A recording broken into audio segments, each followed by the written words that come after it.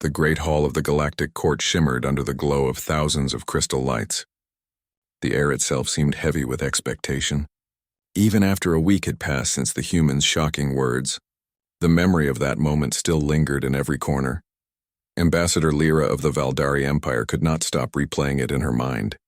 The humans' calm, unshaken answer that had turned an entire hall of powerful alien leaders into silent witnesses. She sat now in her quarters, staring through the transparent wall that overlooked the glowing blue surface of the capital planet. Her silver skin reflected the light as she folded her hands tightly. "They are different," she whispered to herself. "Strange, and yet unbroken." Her assistant, a young Valdari clerk named Saren, entered the room quietly. "Ambassador, the council has summoned you again. They are still discussing the humans' proposal." Lyra sighed softly. "Still? It has been 7 rotations. What more can they discuss?" Saren hesitated. "They cannot decide whether to trust the humans or fear them." Lyra rose, adjusting her long ceremonial robe. "Then let us see which it shall be." The court convenes. Again, when Lyra entered the court chamber, the hum of conversation dimmed slightly. Dozens of alien delegates filled the circular hall, each representing a different world, scaled, feathered, crystalline, or entirely energy-based. At the center stood the human representative, Captain Daniel Rains. He looked so small among them, yet somehow grounded. His uniform was plain, dark blue with a silver emblem of Earth Alliance on his chest. His eyes, however, held that strange light again, the kind that had made the first session unforgettable. "Captain Rains," said High Chancellor Orcath, a tall insectoid being with translucent wings. "We have reviewed your request. The idea of human-led defense cooperation is ambitious, and yet we do not understand your people's true motive. Why do you wish to share your weapon technology with other species?" Rains stood calmly. "Because we've learned what happens when power belongs to only a few." The hall stirred again. A few delegates muttered among themselves. Lyra watched him carefully, her expression unreadable. The Chancellor leaned forward. "You mean to say your species would rather give power away?" Rains smiled faintly. "Not give it away, share it. If we stand together, no single empire can dominate another." The silence that followed was deep, the kind of silence that carried weight. A new question, but one delegate, a sharp-voiced official from the Threx Dominion, broke it. "You speak of unity, human, but your history shows endless wars among yourselves. You burned your own cities, destroyed your own lands. Why should any of us trust that you have changed?" It was an old accusation. Humans had only joined the Galactic Council 50 years ago, and their reputation for violence still haunted them. Rains looked around the hall, his gaze meeting hundreds of alien eyes. His tone stayed calm, almost too calm. "You're right," he said. "We fought wars. We made mistakes that cost us millions of lives. We poisoned our own world once, but we also rebuilt it. We learned. Every scar taught us something, about pain, about pride, about what not to become." He took a slow breath before continuing. "You call us dangerous because we never stop fighting, but you misunderstand what we fight for now. It's not conquest. It's survival. It's the belief that no one should be crushed just because they're small or different." Lyra felt something stir inside her. His words carried a strange force, not from power but from conviction. "The joke returns from the far side of the hall," another voice called out, mocking in tone. "And what if we refuse your offer, human? Will you fight us too?" A ripple of laughter followed. The speaker was Lady Senra of the Zithan clans, the same alien noble who had mocked him during the last trial session. Everyone remembered her sharp tongue and cold smile. Rains turned his head slowly toward her. "No," he said, voice quiet but firm. "We would not fight you. We would mourn the loss of what could have been." Senra raised a brow ridge. "Mourn? Truly, you humans have a dramatic sense of humor." He smiled, and a small, genuine smile. "It's not a joke, my lady. We know too well what it's like to stand alone against the dark. We've seen worlds burn. We've lost friends who believed peace was impossible. So if we can prevent another world from knowing that kind of silence, we will try, even if you laugh." The laughter that had begun died almost instantly.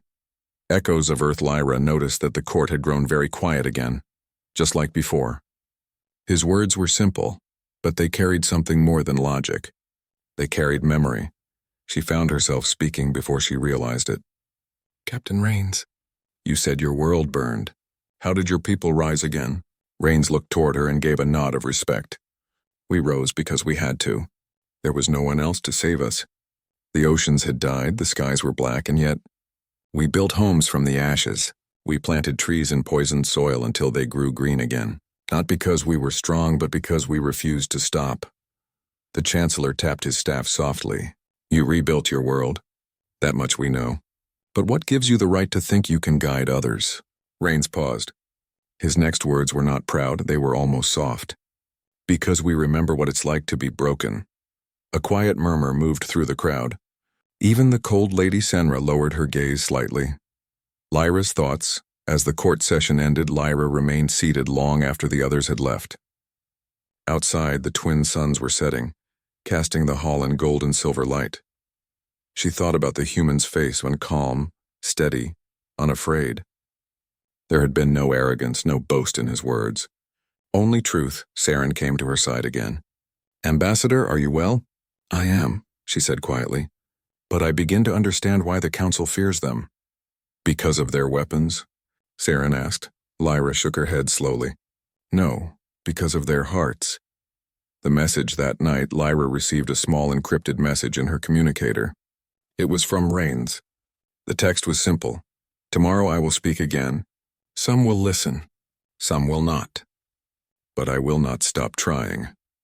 Lyra stared at the words for a long moment before replying. "Then perhaps you are not as strange as I thought. Human." Rains's answer came seconds later.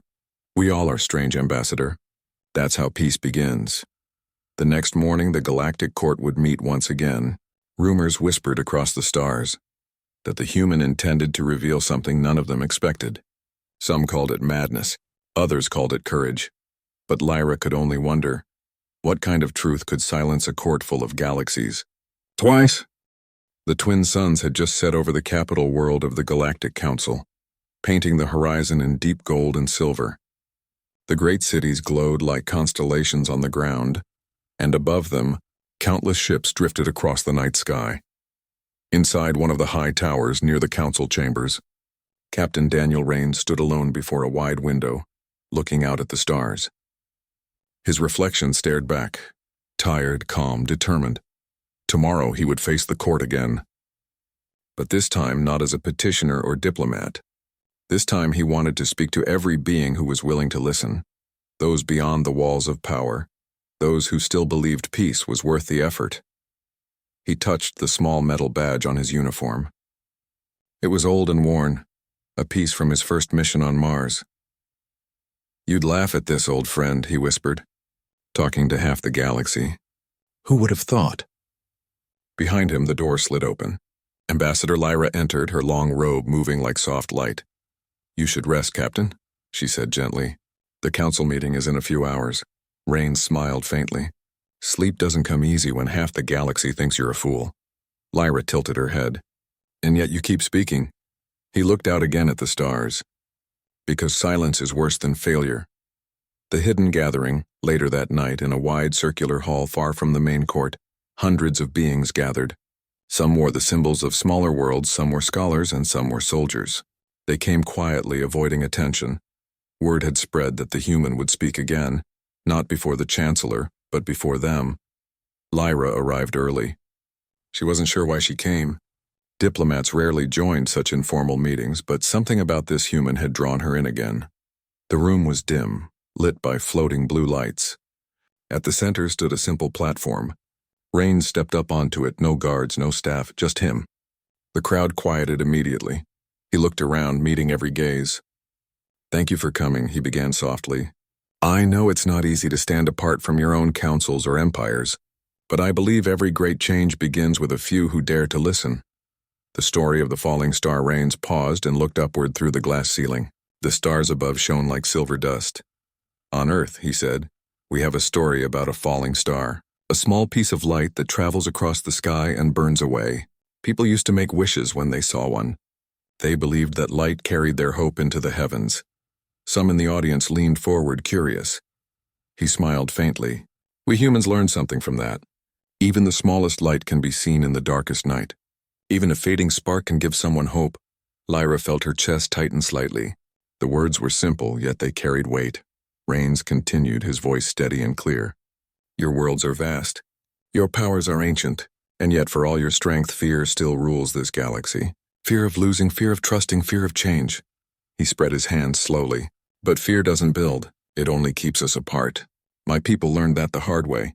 We nearly destroyed ourselves before we learned that trust, no matter how small, is stronger than any weapon. A voice of doubt from the back of the room, a deep, metallic voice spoke. And what if your trust is betrayed, human? What if peace is only a trick? The speaker was a large being from the Drath Confederacy, his body made of crystal and steel. His glowing eyes burned with suspicion. Rains nodded, unoffended. Then we will rise again and try once more, because giving up would mean the darkness wins. We don't trust because it's easy. We trust because it's the only thing that makes life worth living.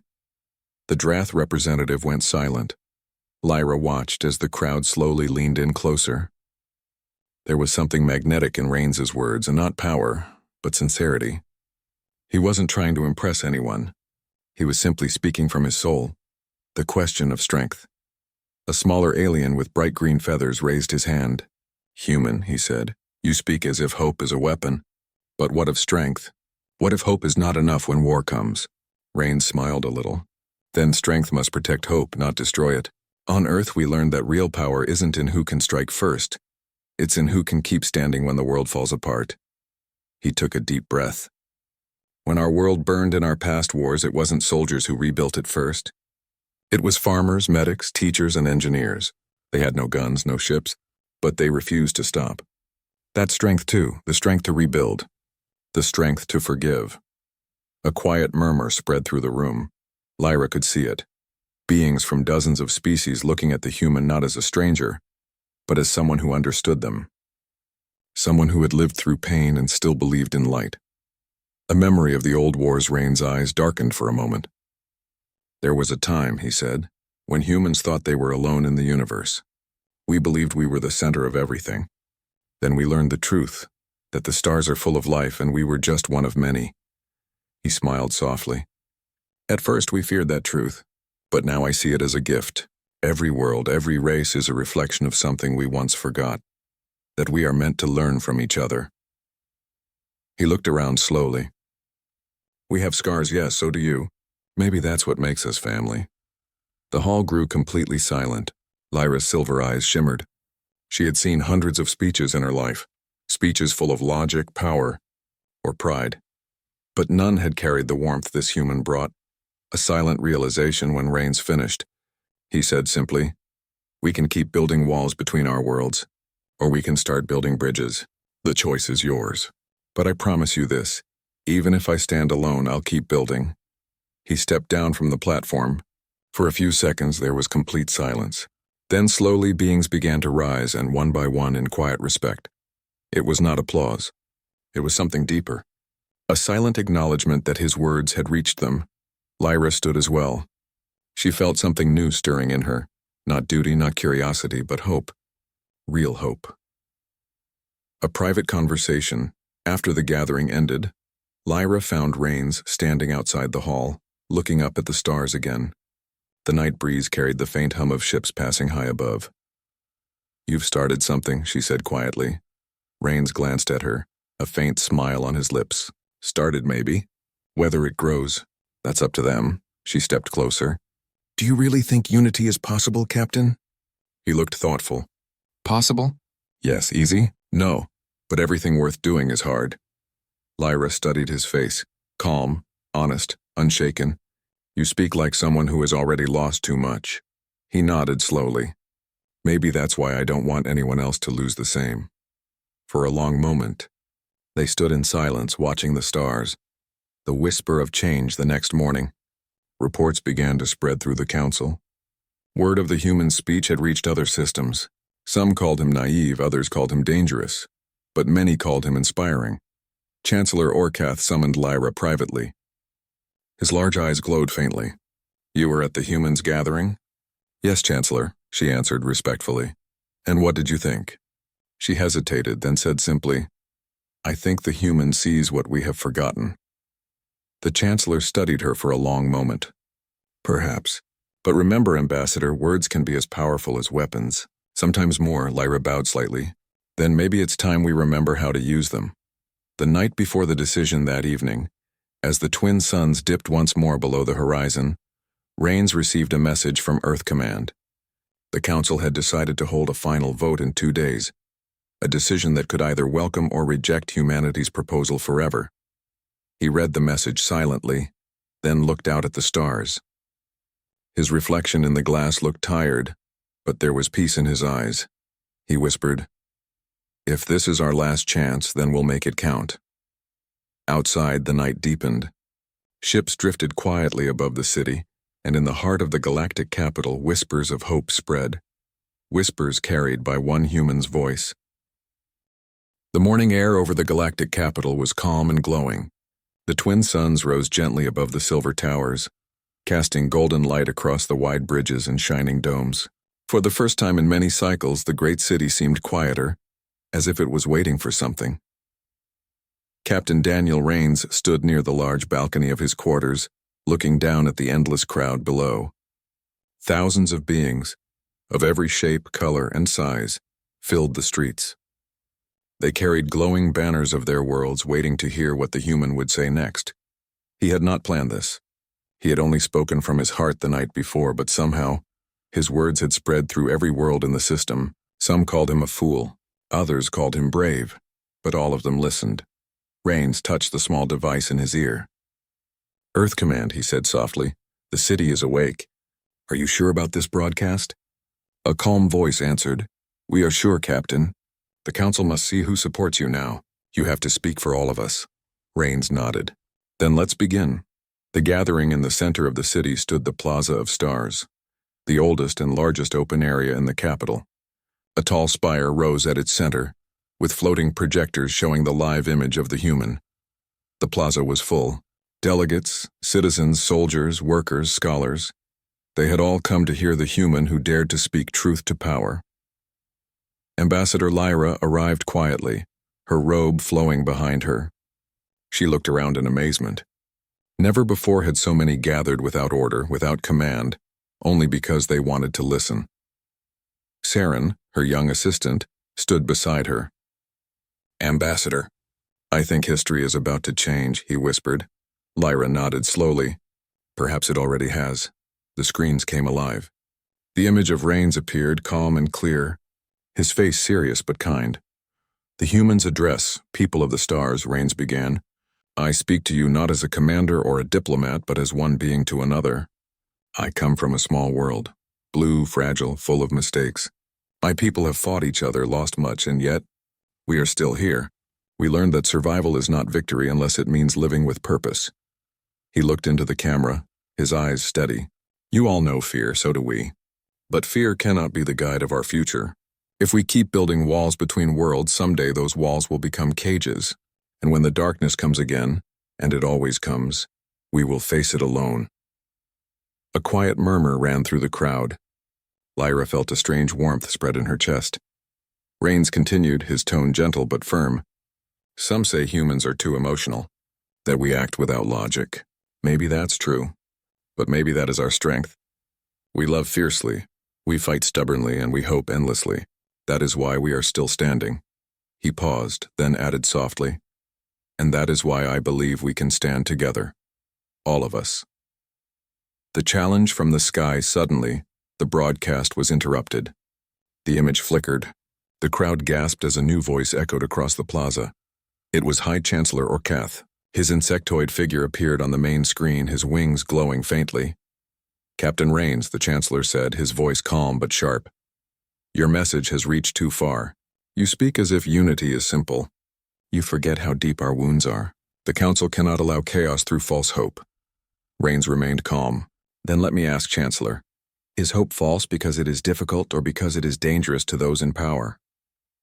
The crowd murmured louder now. Lyra felt the tension rise in the air. The Chancellor frowned. "You dare question the wisdom of this Council?" Rains looked straight into the camera. "I question silence when it costs lives." For a long moment no one moved or spoke. The wind carried the sound of the crowd's breathing. Then slowly applause began. Soft at first, then stronger until the entire plaza echoed with cheers. The Chancellor's image faded. The broadcast returned to Rains. The promised Rains waited for the sound to fade before he spoke again. "I don't want power," he said. "I don't want glory. I want every world to look at its neighbor and say, 'You are not my enemy.' That's all." He stepped closer to the camera. "If I fail, then let my failure be the seed for someone else's success. But I will not stop trying." Lyra watched from the crowd, her eyes shining. She felt something shift deep inside her. It wasn't just admiration, it was belief. The human wasn't speaking for himself. He was speaking for everyone who still dared to hope. As he finished, he said quietly, "We are small lights in a wide, dark sky, but together we can become a sunrise." The screens dimmed. Silence filled the plaza once again. A silence full of emotion, not emptiness. Then, like the rising tide, the crowd roared in unity. The meeting. After the speech a few hours later, the Galactic Council gathered in private. The chamber was full of tension. Some delegates were angry, others thoughtful. Chancellor Orcath stood tall at the center. "This human spreads unrest. He turns civilians against authority. He must be silenced before chaos spreads further." But before he could finish, Lyra rose from her seat.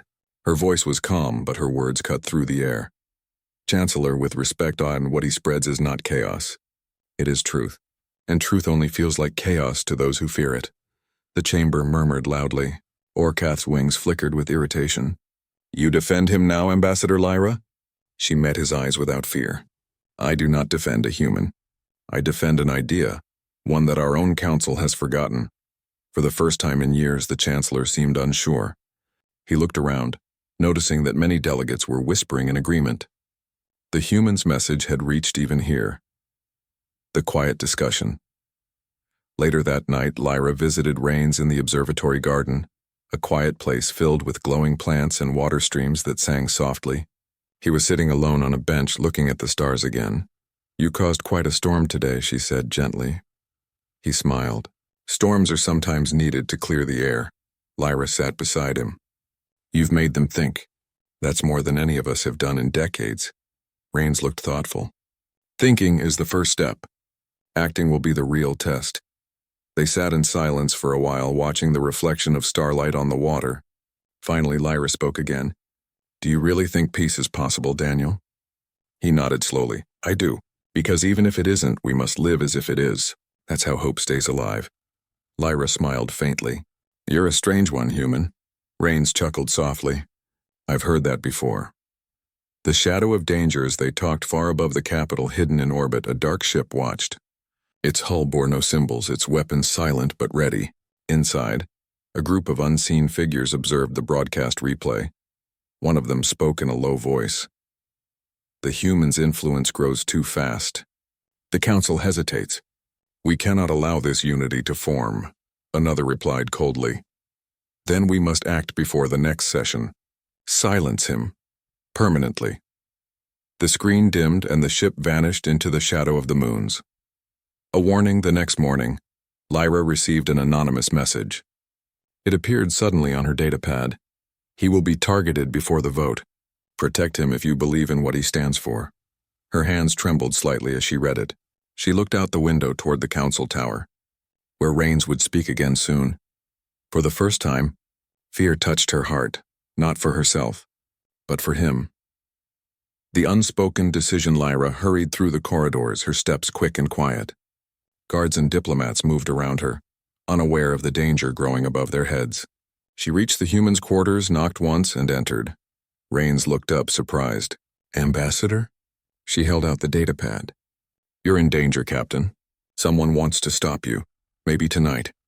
Rains took the device and read the message. His face didn't change. "I guess this might happen sooner or later." Lyra frowned. "You're too calm," he smiled gently. "I've seen worse. But thank you for warning me." Lyra stepped closer. "You can't go to the court tomorrow. It's not safe." He looked out the window where the morning light was turning gold. "If I don't go, everything I said becomes just words. I have to stand there, even if it's dangerous." Lyra stared at him for a long moment, then nodded slowly. "Then you will not stand alone.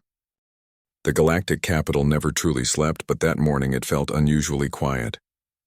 The sky above shimmered faintly with the early light of the twin suns. Every street, every window, every screen across the city showed one face: Captain Daniel Rains, the human who had spoken of unity. Today was the day of the Great Council vote, a session that would decide whether his proposal, the Treaty of World, would even be discussed formally. It was only a small step, but it meant everything, and somewhere in the darkness unseen eyes watched, waiting for the right moment. The calm before the storm rains stood before the mirror in his quarters, fastening the simple silver clasp of his uniform. It was not the polished armor of a soldier, nor the heavy robe of a diplomat, just a plain Earth Navy uniform. He wanted to look like what he truly was, one man standing for his world. Lyra entered quietly. Her expression was calm, but her eyes were sharp and alert. "You slept at all?" she asked softly. Rains smiled faintly. "Not really. Too many thoughts," she nodded. "I checked the security routes myself. They've added extra guards, but..." She hesitated. "But you still don't trust them," he finished. Lyra sighed. "No, not after that message." Rains looked out the window. The morning breeze moved through the city like a slow breath. "Then we stay alert. But we go anyway." Lyra gave a small smile. "You really are a stubborn species, aren't you?" Rains laughed softly. "That's what keeps us alive." The march to the Hall of Worlds stood in the center of the capital, a massive ring-shaped structure that seemed to touch the clouds. Its walls were made of shining crystal alloy, reflecting the colors of the sky. As Rains and Lyra approached, thousands of beings filled the plaza outside, waving symbols of their worlds. Some shouted encouragement. Others simply stood in silence, watching history unfold. The air was filled with tension, the kind that made hearts beat faster. Saren, Lyra's assistant, ran up to them, carrying a small device. "Ambassador, Captain!" The crowd keeps growing. Some are saying other systems are sending live messages of support. Lyra raised an eyebrow. "Support? For a human?" Saren nodded, breathless.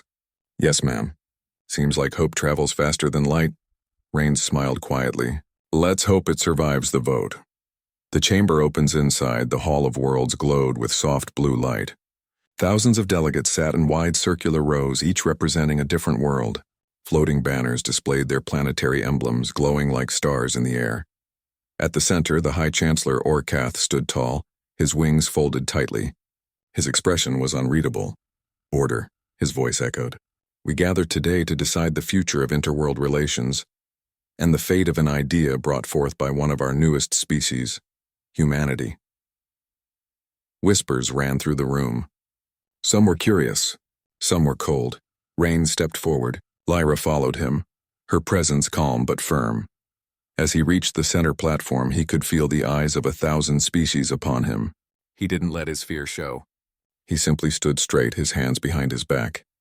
The human speaks. Rains looked around the vast chamber. "Members of the council," he began, his voice steady. "I come before you not as a conqueror, not as a diplomat, but as a representative of a simple truth, that our differences should not decide our survival." He paused, letting the silence carry his words.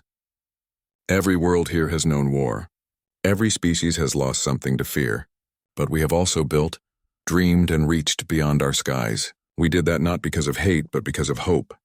Some delegates nodded quietly, others folded their arms. Rains continued, his tone growing stronger. "The Treaty of Worlds is not a demand. It's a promise. That no world, no species, stands alone when danger rises again." The Chancellor tilted his head slightly. "Fine words, human. But promises do not feed the hungry or rebuild destroyed worlds. What do you offer beyond emotion?" Rains met his gaze. "Courage. The kind that makes us face the impossible together. The kind that says we are one people, under 1,000 skies." The chamber grew silent again. The whisper in the shadows high above. In the observation deck, 2 figures stood hidden among the energy conduits. They were not council guards. Their armor bore no symbol. One held a long, thin weapon, a plasma disruptor. "Target in sight," the first whispered. "When the Chancellor calls for the vote, the noise will cover the shot." The second nodded. "Make it clean. No trace." They positioned the weapon carefully, aiming at the human below. The vote begins. Chancellor Orcath raised his clawed hand. Very well. The council shall vote whether to hear the human's proposal in full session. Representatives, cast your votes. Across the chamber, lights began to glow, and a blue for yes, red for no. One by one, the stars of color filled the air like constellations. Lyra watched the display anxiously. Her heart raced. Some worlds voted yes, others no. The count was close, too close. Behind her, a faint metallic sound reached her ears. A click, a shift of metal. Her eyes widened. The moment of truth. Lyra turned sharply. She saw it. A faint glint of silver high above the platform. Without thinking, she shouted, "Down!" and leapt toward Rains. A flash of blue light cut through the air. The energy beam struck the marble floor inches from where Rains had been standing. The chamber erupted in chaos. Delegates screamed, guards drew weapons, and security fields rose instantly. Rains pushed himself up, eyes wide. "What happened? Sniper!" Lyra hissed, pulling him toward cover. Security drones rushed upward, but the attackers had already vanished, their cloaking field shimmering briefly before disappearing into the ceiling ducts. Chancellor Orcath shouted, "Lock down the hall." "No one leaves!" But it was too late. The assassins were gone. The aftermath: within minutes, the hall was filled with noise and confusion. Some delegates accused humans of staging the attack themselves. Others demanded protection for the ambassador. Rains stood again, ignoring the smoke still rising from the floor. His voice cut through the shouting. "Is this what fear does to us?" he said loudly. Someone tried to silence one voice, but look around you. You are all shouting, accusing, dividing. This is exactly what they want. The hall fell silent again. Rains looked at them, his expression calm but fierce. "Whoever fired that shot was afraid, not of me, but of the idea that we could stand together. So if you truly want to fight them, then do it not with weapons, but with unity." Slowly, one delegate, a tall reptilian being from the Takar system, stood up and activated his voting light again. Blue, then another, and another. One by one, lights turned blue across the hall. The air shimmered with the glow. When the last light appeared, the vote was clear. The motion passed. The city rejoices outside the hall. The crowd erupted in joy. The news spread like fire through the city's networks. The council has accepted the human proposal. People cheered, danced, and cried. For the first time in decades, hope felt real. Rains stepped out onto the balcony with Lyra beside him.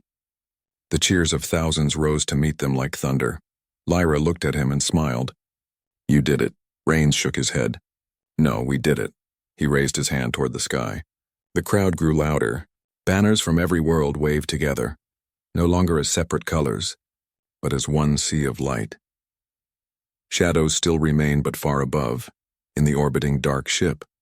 The two failed assassins knelt before their commander, a tall figure hidden by shadows. "The human survived," one said nervously, "and the council has accepted his motion." The figure's voice was cold and calm. "Then the time for whispers is over. If hope cannot be killed with silence, we shall destroy it with fear." He turned toward the stars. "Prepare the fleets. Begin the next phase." The room darkened as the ship's engines roared to life, vanishing into hyperspace. The quiet, after victory. Later that night, Rains stood alone on the balcony of his quarters. The city below shimmered with light, celebration songs echoing through the streets, but his eyes were distant. He knew victory today only meant harder challenges tomorrow. Lyra joined him, holding 2 cups of glowing tea. "You should rest," she said softly. He smiled. "Maybe later." She looked at him for a long moment. "You changed the galaxy today." He shook his head. "No, I just reminded it that it could change itself." They stood together in silence, watching the twin moons rise. Somewhere out there, darkness was moving again, but tonight, for one brief moment, the stars themselves seemed to shine brighter. The galaxy was still celebrating when the first signs of danger appeared. Across dozens of systems, communication lines began to flicker. Cargo ships vanished in silent space. Outposts reported strange shadows near their borders, and then nothing. At first, the council thought it was a network fault, but Captain Daniel Rains knew better. He had seen the same silence before, back on Earth in wars long past. Silence was never harmless. It always came before the storm. A meeting in the shadows, in the highest room of the council tower. Rains stood before the chancellor and the ambassadors. The room was filled with tension. The light outside flickered from the faint glow of the storm barrier. Chancellor Orcath's wings twitched with unease. "We have lost contact with 7 outer colonies," he said grimly. "No ships, no signals, vanished." Lyra stood beside Rains, her silver eyes dark with worry. "All of them are along the same border, the Dark Verge." Rains frowned. "The Verge? That's where the old war machines were buried, isn't it?" "Yes," said Lyra. "After the Great Silence War, we sealed that region." "No one goes there." Rains folded his arms. "Someone just did." The Chancellor turned to him. "Human, you warned us this could happen. Do you have a theory?" Rains hesitated for a moment, then said quietly, "Not a theory, a memory. On Earth, when enemies couldn't beat us openly, they tried to divide us first. Fear against trust, order against freedom. Whoever's doing this knows we just formed the Treaty of Worlds. They want to break it before it can grow." The Chancellor's gaze hardened. "Then we must prepare. Can your world stand with us?" Rains smiled faintly. "We already are." The Council divides news of the attack spread fast. Some worlds panicked. Others demanded to leave the treaty immediately. In the Grand Hall, representatives shouted over each other, their glowing lights flashing in chaos. One tall reptilian delegate roared, "This human's alliance has brought war to our doorsteps." Another from the water world of Ushal shouted back, "No! Without him, we would still be blind to what's coming." Lyra stood up and raised her voice. "Enough," she said. "Arguing will not stop the threat. We must stand together, or we will fall one by one." The hall quieted slightly, but the tension was still heavy. Rains watched from his seat, silent. He could feel the storm building, not just outside, but within these walls. The real battle, he realized, wasn't out there. It was here. He rose to speak. "When we humans stood at the edge of our own end, we learned something simple," he said. "Division destroys faster than any weapon. The moment we turned on each other, we almost lost everything.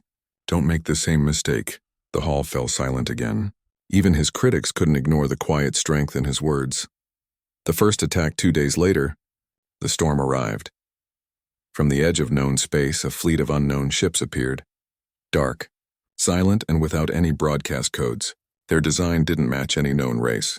They moved like shadows, absorbing light itself. Outposts reported their approach, then went dark one after another. When the first fleet reached the capital system, alarms echoed across the city. Massive shields powered up, and defensive cruisers rose into the skies. Rain stood on the observation deck beside Lyra and the Chancellor, watching the distant flashes of light as ships engaged. "Who are they?" Lyra whispered. The Chancellor shook his head. "We don't know, but they fight as if they've studied us all." Rains narrowed his eyes. "Then we'll have to show them something they haven't studied. Us." He turned to Lyra. "Get me a link to every fleet commander." "I'm taking command of the joint defense." Lyra hesitated. "You're not authorized," Rains cut her off.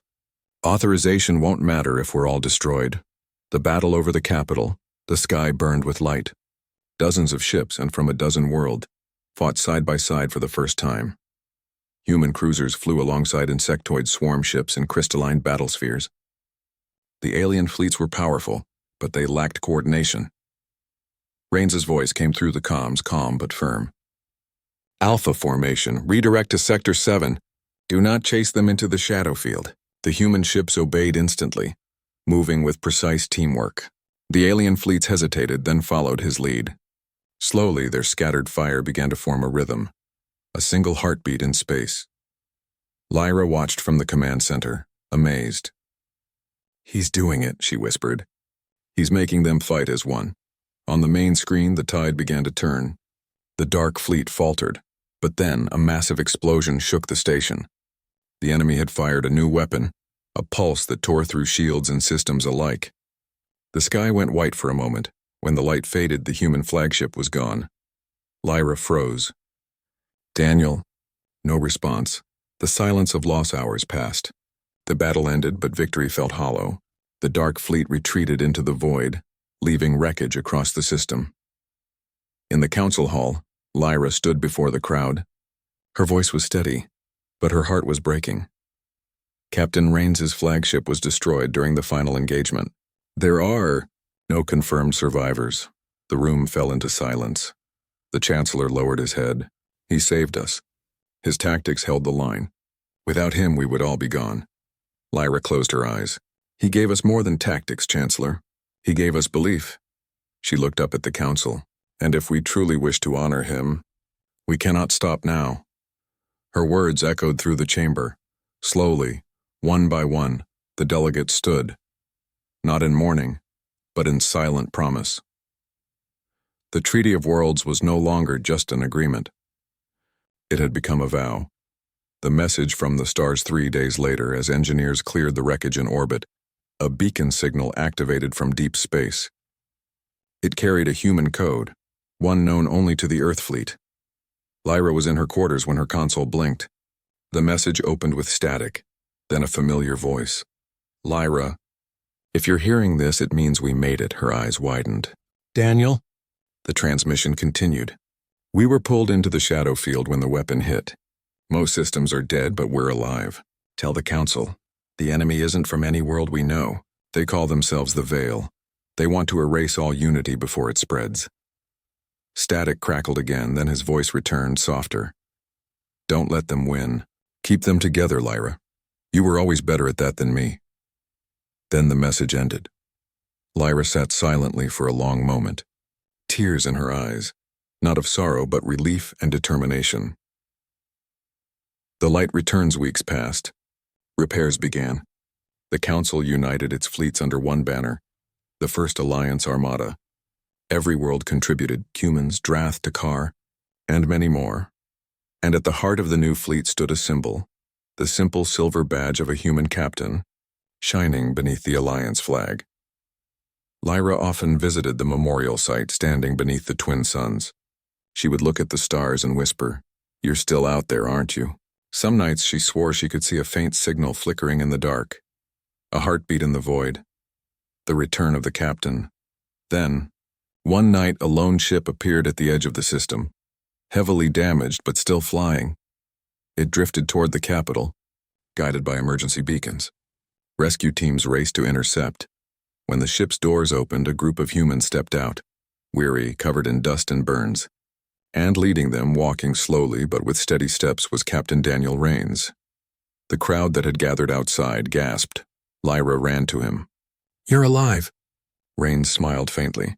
"Told you, humans are stubborn." The crowd erupted in cheers. Even the Chancellor bowed slightly as Rains passed. The final speech days later, Rains stood once more before the Council. The room was filled with representatives from every world. This time there was no fear and only respect. He looked around and smiled.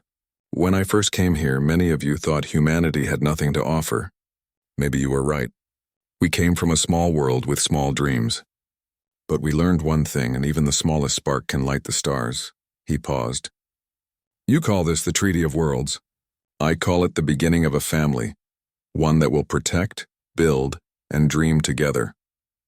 He looked up, his eyes calm and proud. "We are no longer many worlds. We are one people, under countless skies." The hall rose to their feet in silence, not in applause but in shared reverence. Outside, the suns rose together, their light touching the towers of the capital and spilling into the endless sky. And for the first time in history, the stars did not seem so far away.